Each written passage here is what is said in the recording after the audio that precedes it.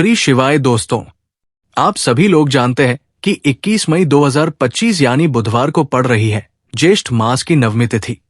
और आप सभी को पता है कि नवमी तिथि प्रभु श्री राम जी को समर्पित है।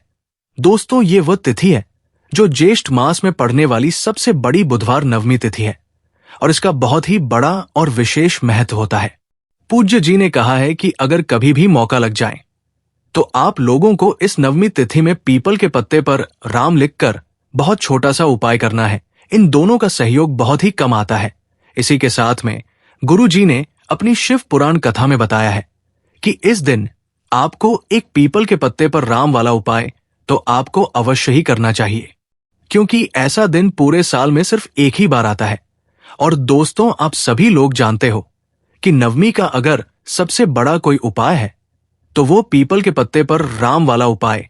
तो दोस्तों, बुधवार के दिन आप लोगों को इस पीपल के पत्ते पर राम लिखकर बहुत छोटा सा उपाय करना है। बहुत सारे लोग होंगे जिन लोगों ने इस उपाय को न किया हो, मतलब पूरा साल निकल गया, उन्होंने किसी भी दिन पीपल के पत्ते पर राम वाला उपाय को ना किया हो। पर दोस्तों, आपके पास एक पहला मौका बचा हुआ है जो कि 21 मई 2025 बुधवार नवमी तिथि के दिन है। इस दिन आप लोगों को इस वाले उपाय को जरूर कर लेना है।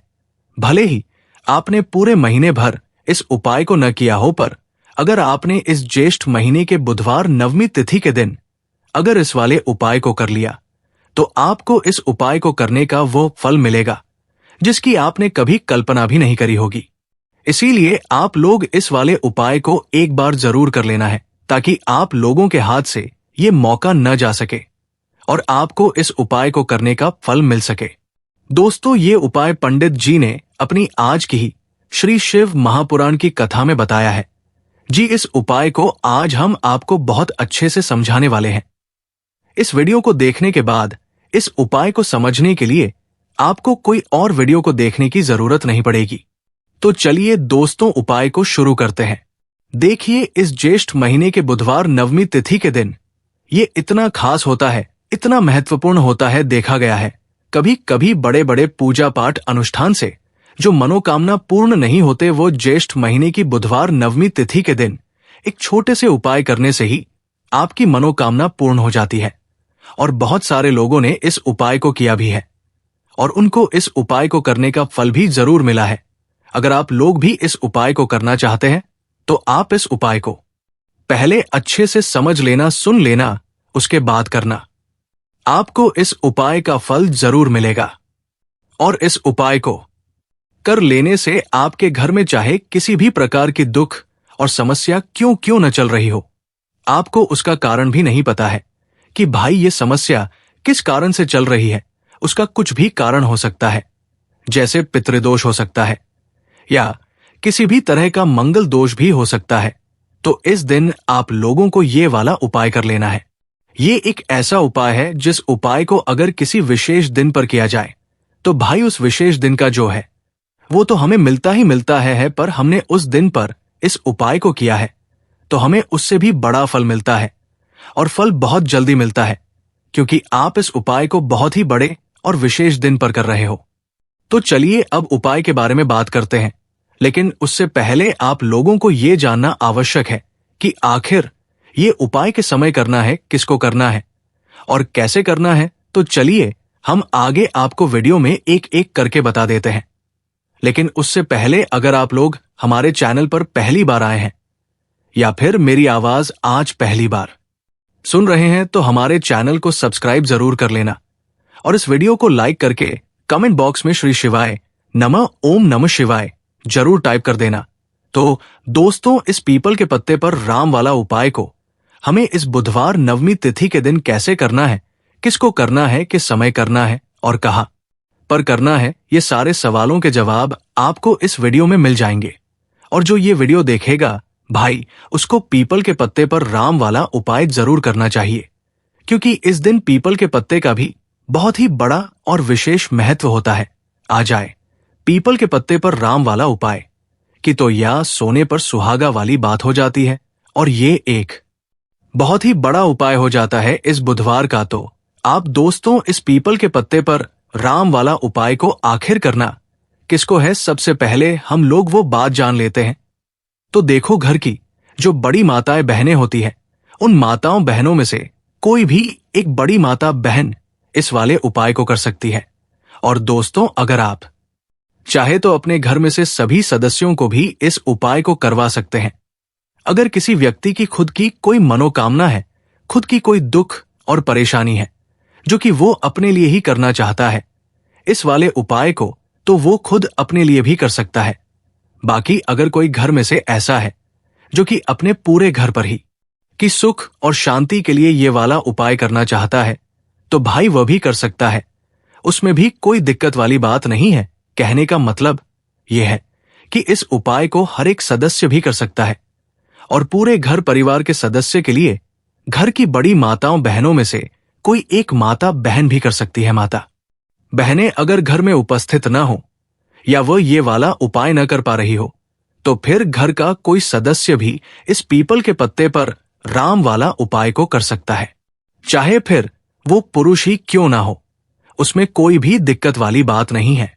उसके बाद में दोस्तों, जो अगला प्रश्न निकल कर आता है वो ये आता है इस उपाय को लेकर कि आखिर इस उपाय को हमें किस समय करना है, सुबह के समय करना है कि शाम के समय करना है।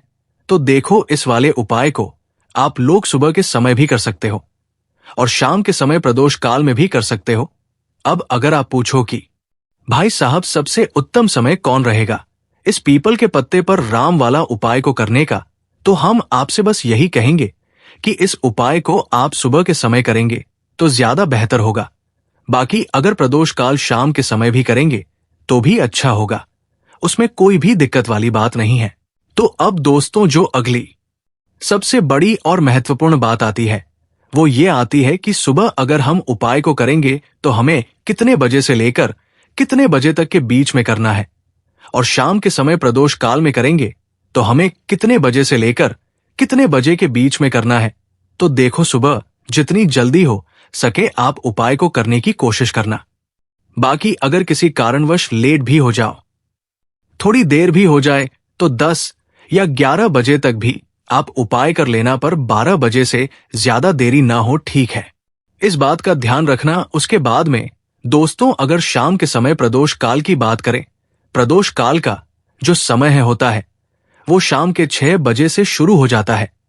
मतलब शाम के 6 बजे से लेकर 7 बजे के बीच का जो समय होता है, ये समय प्रदोष काल का समय होता है। तो आप इस उपाय को 7 या 8 बजे के बीच में भी कर सकते हो। मतलब शाम के 6 बजे से रात 8 बजे के बीच में आप कभी भी इस वाले उपाय को कर सकते हो, उसमें कोई भी दिक्कत वाली बात नहीं है। हमें किसी भी दिन आपको पीपल के पत्ते पर राम लिखकर बहुत छोटा सा उपाय करना है।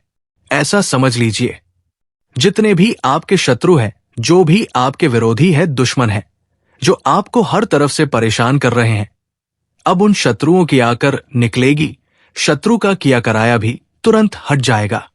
जब बुधवार में आप इस छोटे से उपाय को करेंगे तो देखिए, आज की वीडियो विशेषकर उन लोगों के लिए ही है जो अपने जीवन में शत्रुओं से और दुश्मन से बहुत ज्यादा परेशान हो चुके हैं। देखिए, जगत जननी मां जगदम्बा का हम बुधवार में पूजन करते हैं और उनसे जुड़े हुए उपाय करते हैं। साथ ही साथ आपको बता दें कि बुधवार में संकट मोचन हनुमान जी का पूजन करने से और उनसे जुड़े हुए कुछ उपाय करने से जीवन के बड़े से बड़े कष्ट भी क्षण भर में दूर हो जाते हैं। तब बहुत कम समय में आपके शत्रु और आपके विरोधी आपके जीवन से दूर हो जाएंगे। आपके दुश्मन लाख कोशिश करने के बाद भी आपका बात भी बाका नहीं कर पाएंगे, अगर आप बुधवार में इस छोटे से उपाय को कर लेते हैं। अब देखिए, आज का जो समय है ये कलयुग का समय है और कलयुग के एकमात्र देवता जो अपने भक्तों के जीवन से सारे कष्टों को दूर कर देते हैं, वो स्वयं है संकट मोचन हनुमान जी। और संकट मोचन हनुमान जी का पूजन अगर आप बुधवार में करते हैं और उनसे जुड़ा हुआ ये छोटा सा उपाय अगर आप बुधवार में किसी भी दिन कर लेते हैं, तो ऐसा समझ लीजिए आपके जो विरोधी, आपके जो दुश्मन हैं, ये किसी भी तरह से आपको परेशान करने का प्रयास कर लें, आपका बाल भी बाका नहीं कर पाएंगे। दूसरी चीज, अगर आपके शत्रु ने आपके ऊपर कोई भी तंत्र मंत्र करवा रखा है, कोई भी जादू टोना, कोई भी ब्लैक मैजिक आपके ऊपर करवा दिया है या कारवा मारने का प्रयास कर रहे हैं, ऐसा समझ लीजिए वो किया कराया आप तक पहुंचेगा ही नहीं। और अगर आप तक पहुंच गया है, कोई भी ब्लैक मैजिक तुरंत हट जाएगा। जब आप इस छोटे से उपाय को बुधवार में करेंगे, देखिए उपाय छोटा है लेकिन बहुत महान दिव्य चमत्कारी है। मतलब उपाय को करने में न तो आपका ज्यादा समय जाएगा, ना ही इसमें आपके ज्यादा पैसे लगने वाले हैं। और ऐसा समझ लीजिए कि एक बार ही अगर आपने इस उपाय को बुधवार में कर लिया तो इसका महादिव्य चमत्कार आप खुद देख लेंगे। तो बुधवार के जो 9 दिन होते हैं, ये बहुत ही सिद्ध दिन होते हैं। मतलब बुधवार के दिनों में 9 माता रानी हमारे घरों में आती है, अपने भक्तों के जीवन से कष्टों को दूर करती है। साथ ही साथ आपको बता दें कि बुधवार के टाइम पर जब भी आप संकट मोचन हनुमान जी के उपाय करते हैं तो मां दुर्गा की आपको असीम और विशेष कृपा मिलती है। मां दुर्गा आपसे बहुत जल्दी प्रसन्न होती है और आपके सारे संकटों को दूर कर देती है। तो पीपल के पत्ते में और पीपल के पेड़ में होता है देवी देवताओं का वास। पीपल के पेड़ में श्री हरि विष्णु साक्षात मां लक्ष्मी वास करती है। पीपल के देव में हमारे पितरों का वास होता है। पीपल का पेड़ हो आता है, इसका पूजन करने से शनिदेव की कृपा, उनका आशीर्वाद मिलता है। और पीपल का पत्ता जो है, इसका उपाय बुधवार में करने से व्यक्ति के जीवन से बड़े संकट और कष्ट दूर हो जाते हैं, जिसमें के शत्रु और आपके दुश्मन जो है ये पूरी तरह परास्त हो जाएंगे, चारों खाने चित हो जाएंगे और कभी भी आपका कुछ नहीं बिगाड़ पाएंगे। अगर ये उपाय आप करते हैं तो देखिए, ये उपाय स्त्रियां भी कर सकती है, पुरुष भी कर सकते हैं। किसी भी दिन आप इस उपाय को कर सकते हैं, ठीक है ना। इसमें दिन आपको नहीं देखना है कि किस दिन करें, जिस दिन आप चाह उस दिन इस उपाय को आप कर सकते हैं। तो मंगल बार के दिन आपको पीपल का पत्ता तोड़ना नहीं है, उससे एक दिन पहले ही तोड़कर आप पीपल का पत्ता लिया या गिरा हुआ जो पता होता है पीपल का, वह आप ले ले, ठीक है ना। बस इस चीज का आपको ध्यान रखना है कि बुधवार के दिन पीपल के पेड़ से कोई भी पत्ता हम नहीं तोड़ते हैं। इस चीज का आपको विशेष ध्यान दे करना है। तो आपको लेना है पीपल का एक पत्ता और शुद्ध जल से उसे साफ कर लेंगे पहले, जिससे कि धूल मिट्टी अगर पीपल के पत्ते पर हो तो वो हट जाए। फिर गंगा जल का थोड़ा सा छिड़काव यानी थोड़ी सी छींटे आपको इस पीपल के पत्ते पर मानी है और इस पीपल के पत्ते को फिर कपड़े से पहुंचकर आपको साफ कर लेना है, बिल्कुल सूखा लेना है। अब आपको लेना है थोड़ा सा सिंदूर, जो केसरिया वाला सिंदूर आता है, जो हम संकट मोचन हनुमान जी को चढ़ाते हैं। वो केसरिया सिंदूर आपको लेना है। थोड़ा सा जल डालकर इसे गीला कर लेंगे और इसी सिंदूर से इस पीपल के पत्ते पर आपको भग राम का नाम लिखना है। अब किससे लिखेंगे? माचिस की तीली ले सकते हैं, उससे लिख सकते हैं। किसी भी तरह से आपको भगवान राम का नाम इस पीपल के पत्ते पर लिखना है। लिख लिया। एक आपको चमेली के तेल का या सरसों के तेल का दीपक तैयार करना है और एक कोई भी आपको लेनी है मिठाई में। यहां पर आप बूंदी का प्रसाद ले सकते हैं, बेसन का लड्डू ले सकते हैं और अगर आप इमरती ले लेते हैं तो ये और भी उत्तम है। देखिए, इम्यूनिटी का जो भोग होता है ये संकट मोचन हनुमान जी को बहुत ज्यादा प्रिय है। अब ये सारी चीजें लेकर आपको जाना है संकट मोचन हनुमान जी के मंदिर में। तो देखिए, सबसे पहले आपको संकट मोचन हनुमान जी के सामने ये दीप प्रज्वलित करना है जो आप लेकर किए गए हैं। चाहे आपने चमेली के तेल का दी पर तैयार करा है या सरसों के तेल का, सबसे पहले दीपक आप जला देंगे और दीप जलाने के बाद आपको जो पीपल का पत्ता आप लेकर किए गए थे वो पता आपको संकट मोचन हनुमान जी को अर्पित करना है, वहां चढ़ाना है। और जो भी भोग में आप लेकर के गए हैं, चाहे आपने बेसन के लड्डू लिए, बूंद का प्रसाद लिया या फिर इमरती, जो भी कुछ आपने लिया है उसका भोग लगाना है और संकट मोचन हनुमान जी से आपको प्रार्थना करनी है कि ही जगत का कल्याण करने वाले संकट मोचन हनुमान जी, संकटों को हरने वाले, मेरे जीवन से शत्रु और दुश्मनों को भी दूर कर दीजिए। शत्रु का किया करार या तंत्र मंत्र सब कुछ हट जाए, ऐसी कृपा मुझ पर कीजिए। इस तरह से आपको प्रार्थना करनी है और 108 बार जय श्री राम, जय सीताराम, जय श्री राम, जय सीताराम, जय श्री राम, जय सीताराम, इस तरह से आपको जयकारा लगाना है। क्योंकि भगवान राम का नाम संकट मोचन हनुमान जी को सबसे ज्यादा प्रिय है, तो जयकारा लगा देंगे। और देखिए, अगर एक बार हनुमान चालीसा पढ़ पाए तो आप एक बार हनुमान चालीसा ऐसा जरूर पढ़े, ठीक है ना? ज्यादा बार नहीं तो एक बार जरूर पढ़े जयकारा, तो आपको बिल्कुल से लगाना है। और इस छोटे से उपाय को किसी भी दिन कर लीजिए, सुबह कर लीजिए, शाम को कर लीजिए, और किसी भी दिन, जैसे बुधवार की तिथि जो होती है ना, ये बहुत बड़ी होती है, आप उस दिन भी इस उपाय को कर सकते हैं। जरूर से करें। शत्रुओं और दुश्मन, आपके जो विरोधी है, ये पूरी तरह चारों खाने चित हो जाएंगे और आपका बाल भी बांका नहीं कर पाएंगे। तो देखिए, इस उपाय को आप 9 दिन भी कर सकते हैं, 2-3 बार भी कर सकते हैं। अगर आप ज्यादा बार नहीं कर पा रहे हैं तो एक बार आपको इस उपाय को जरूर से करना चाहिए। तो देखिए, इस उपाय को करने से जो आपके सामने से शत्रु है वो भी परास्त हो जाएंगे। जो पीठ पीछे वार करते हैं, पीठ पीछे तंत्र मंत्र करवाते हैं, वो शत्रु भी चारों खाने चित हो जाएंगे। बस छोटा सा उपाय है, जरूर करें। तो देखिए, अब बात कर लेते हैं अपने एक बहुत छोटे से उपाय की, जिसे बुधवार में करने से आपकी हर मनोकामना पूरी हो जाती है। ये उपाय आप अपने घर पर ही कर सकते हैं, कहीं जाने की आवश्यकता नहीं है। कोई भी ऐसी देश जो बहुत लंबे समय से अधूरी है, पूरी नहीं हो रही है, या धन को लेकर बहुत परेशान है, या घर में संकट कष्ट बहुत आते हैं, बीमारियां बहुत आती है, तो एक लाल पुष्प, जैसे कि गुलाब का फूल भी लाल होता है, आप जरूर से अपने घर के मंदिर में मां दुर्गा को अर्पित करें और एक देसी घी का दीपक लाल भारती का जलाकर मां का पूजन करें। बुधवार में अगर लाल रंग से जुड़ा हुआ ये उपाय आप करते हैं, आपकी सारी मनोरथ, सारी मनोकामनाएं मां पूरा कर देंगी, क्योंकि लाल रंग मां दुर्गा को बहुत प्रिय है। लाल पुष्प और लाल रंग की ही का दीपक आपकी बड़ी से बड़ी मनोकामना को भी पूरा कर देगा। बुधवार में ये उपाय आप किसी भी दिन कर सकते हैं। दूसरे उपाय की हल्दी वाला जल आपको अपने घर में किस जगह पर डालना है और उपाय को कैसे करना है और कैसे, या हल्दी वाला जलते ज्येष्ठ महीने का बुधवार नवमी तिथि के दिन जब आप अपने घर में डालते हैं, छींट है उपाय को करते हैं, तो सीधे सीधे मां लक्ष्मी आपसे प्रसन्न होकर आपके घर में आती है और श्री हरि विष्णु के साथ आती है।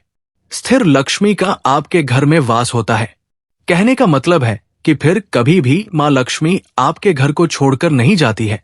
जो लोग कहते हैं कि हमारे घर में धन तो आता है लेकिन चला जाता है, लेकिन फिजूल खर्ची बहुत है, धन तो घर में आता है लेकिन तिजोरी कभी धन से भरी नहीं रहती है, खाली हो जाती है, तो 90% लोग ऐसे होते हैं जिनके जीवन में ये समस्या होती है कि हमारे घर में स्थिर लक्ष्मी का वास नहीं है। देखिए, हम सभी चाहते हैं न कि मां लक्ष्मी और श्री हरि विष्णु हमेशा हमारे घर में रहे, उनका आशीर्वाद बना रहे, हम हमारे जीवन के जितने भी दुख हैं उनका सामना जो है बहुत आसानी से कर सके। देखिए, जब व्यक्ति के पास पैसा नहीं होता है ना, तो वो बहुत सारे कष्ट दुख उसके जीवन में जब आते हैं उनका सामना भी नहीं कर पाता है, और जब उसका आर्थिक पक्ष मजबूत होता है तो बहुत सारी समस्याएं उसे अपने जीवन में जो आती है वो छोटी लगती है। लेकिन अगर पैसा भी पास नहीं है तो छोटी छोटी प्रॉब्लम्स और छोटी छोटी चीजें जो हमारे जीवन में आती है वो भी बहुत बड़ी लगने लगती है। तो आपको करना क्या है, आपको यहां पर लेना है गंगा जल। तो देखिए, सबसे पहले तो आपको अपने पूरे घर में गंगा जल का छिंटा लगाना है, ठीक है ना? गंगा जल आपके घर से जितनी भी नेगेटिव एनर्जी होती है उसे बाहर कर देता है, ठीक है ना? गंगा जल का छिड़काव जब आप करते हैं, उसके बाद कोई पूजा पाठ करते हैं, कोई उपाय करते हैं, वो पूरी तरह से सफल होता है, क्योंकि आपके घर में पॉजिटिव एनर्जी, सकारात्मक ऊर्जा आ जाती है, ठीक है ना? तो इतना करने के बाद आपको क्या करना है, एक लोटे के अंदर या एक कटोरी, किसी भी चीज के अंदर आपको अपने घर का शुद्ध जल लेना है, ले लिया। उसके बाद पिसी हुई हल्दी उसके अंदर मिलानी है, मिला दी। जब हल्दी आपको मिलानी है, ठीक है ना, उस समय आपको श्री हरि विष्णु का ध्यान करना है, श्री हरि विष्णु से प्रार्थना करनी है कि मेरे घर में धन बढ़े और कभी भी मेरे घर की जो सुख समृद्धि है उसमें कमी ना आए, ठीक है ना? जब आप जल मिला लेंगे उसके बाद आपको तुलसी का एक पत्ता लेना है। तुलसी का पत्ता पहले ही तोड़ने बुधवार के दिन भूलकर भी आपको नहीं तोड़ना है तो वाले दिन नहीं तोड़ेंगे, उससे पहले ही तुलसी का पत्ता तोड़कर रख लें। अगर आपके घर में तुलसी का पौधा इस टाइम सूख गया है नहीं है तो जहां पर भी आपको तुलसी का कोई पत्ता मिल जाए, एक पत्ता आप ले आए। उस तुलसी के पत्ते से आपको अपने पूरे घर में उस हल्दी वाले जल का छींटा लगाना है। सबसे पहले घर के मंदिर में लगाएंगे, ठीक है ना? फिर जितने भी रूम है, कमरे हैं, वहां पर लगाएंगे, घर के मुख्य द्वार पर लगाएंगे। इस तरह से जब आप उपाय करते हैं तो आपके घर घर में कभी भी धन की कमी नहीं होती है, धन में वृद्धि होती चली जाती है और धन आपका हमेशा बढ़ता है। देखिए, अगर तुलसी का पत्ता आपको नहीं मिलता है तब आप किसी भी छोटी सी पूजा वगैरह की जो चम्मच होती है उससे भी चिंता लगा सकते हैं।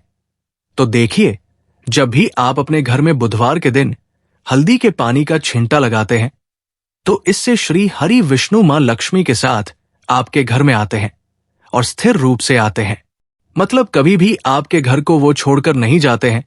तो देखिए, हल्दी जो है ये जुड़ी है श्री हरि विष्णु से, आपकी कुंडली में गुरु को मजबूत करती है, आपके जीवन में सुख और सौभाग्य को खींच कर लाती है, धन को खींच कर लाती है, मां लक्ष्मी को प्रसन्न करती है।